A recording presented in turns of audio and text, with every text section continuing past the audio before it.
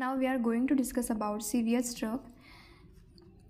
तर हे 5 प्रकारे क्लासिफिकेशन केलं गेलेलं आहे या ड्रग्सचं. Anti hypertensive, anti anginal, drugs used in CHF, anti arrhythmic आणि हायपोलिपिडेमिक ड्रग्स. ओके, सो सगळ्यात पहिले आपण बघू anti hypertensive drugs which is very very important. तर सगळ्यात पहिले आपण हायपरटेन्शन बघू. तर हायपरटेन्शन 2 असतात, एक प्रायमरी असतं आणि एक सेकंडरी असतं. प्रायमरी हायपरटेन्शन म्हणजे काय? 90% पेशंट्समध्ये प्रायमरी हायपरटेन्शन असतं. त्याचं कॉज माहिती नसतं. Cause is not non. आणि सेकंडरी हायपरटेन्शन त्याला काहीतरी रिझन असतं आहे. काही मेडिकेशन्समुळे प्रॉब्लेम येऊ शकतो, हायपरटेन्शन वाढू शकतं, रिनल, एंडोक्राईन किंवा व्हॅस्क्युलर डिसऑर्डर्स. तर हे 2 फॉर्म आहेत, प्रायमरी आणि सेकंडरी. हे फक्त 5 to 10% पीपलमध्ये सापडतं, तर हे 90% लोकांमध्ये सापडतं. मग या बेसिक गोष्टी आपल्याला माहिती आहेत. सिस्टॉलिक ब्लड प्रेशर म्हणजे काय? Maximum pressure recorded during the ventricular systole. Okay, जेव्हा व्हेंट्रिकलचं सिस्टोल होतं तेव्हा तो मॅक्झिमम प्रेशर जो असतो तो सिस्टॉलिक ब्लड प्रेशर असतं. आणि डायस्टॉलिक काय असतं? तर डायस्टॉलिक हे मिनिमम प्रेशर आहे recorded during the ventricular diastole. आपल्याला माहिती आहे आपला नॉर्मल ब्लड प्रेशर असतो 120/80. तर हा सिस्टॉलिक आहे आणि हा diastolic. It is maximum and it is minimum.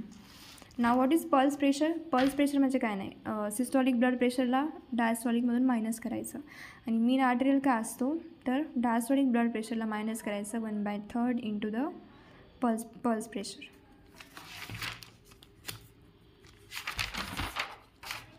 Okay, so now आता आपण अँटी हायपरटेन्सिव्ह ड्रग्स बघू.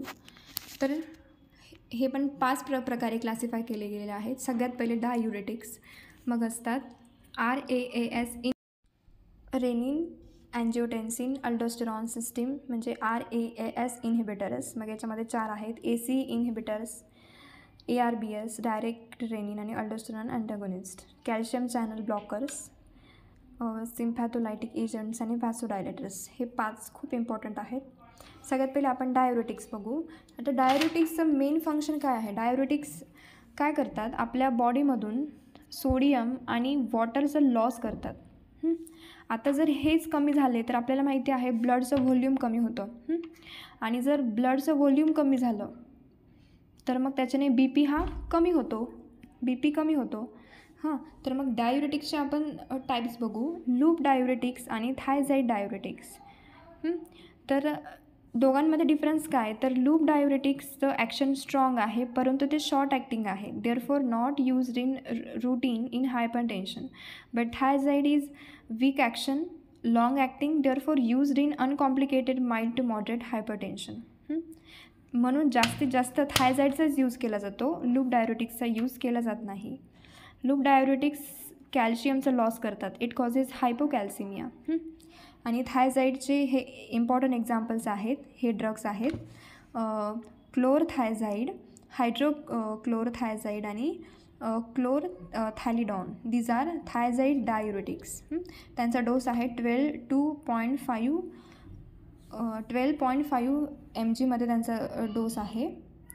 If anti hypertension response is not adequate, dose can be increased up to 20 mg/day but not safe beyond this dose.